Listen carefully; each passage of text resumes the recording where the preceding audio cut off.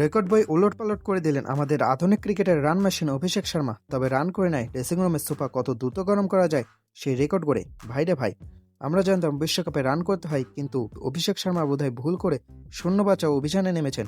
বিশ্বকাপের আগে তাকে নিয়ে যে লেভেলের তর্জন গর্জন ছিল, মনে হচ্ছিল বোলাররা তাকে দেখে উইকেটের পেছনে লুকিয়ে পড়বে।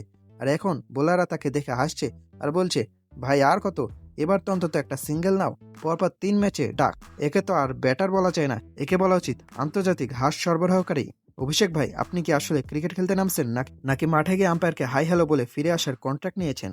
বিশ্বকাপের আগে অবস্থা কি ছিল? অভিষেক শর্মা মানেই 4 ছক্কার বন্যা, ধারাভাষ্যকারা বলতেন ইনি ভারতের ফিউচার। আর এখন বোলাররা ক্রিজে আসার আগেই আম্পায়ারকে বলছেন আঙ্গুলটা একটু রেডি রাখেন, অভিষেক ভাই আইতাছে, এখনই চইলা যাইব।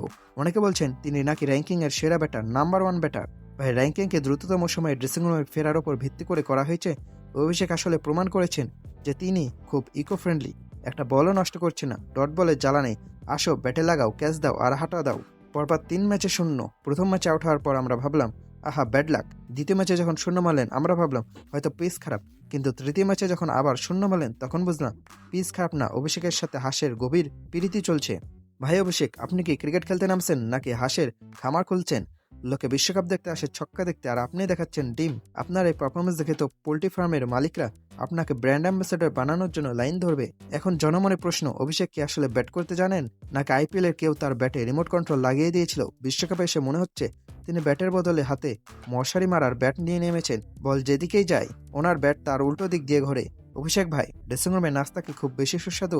না মানে আপনি যে হারে মাঠে যাওয়ার 2 মিনিটের মধ্যে ফিরে আসছেন তাতে মনে হচ্ছে আপনি কেবল চা বিস্কুট খাওয়ার বিপরীতে একটু ব্যাটিং প্র্যাকটিস করতে নামেন।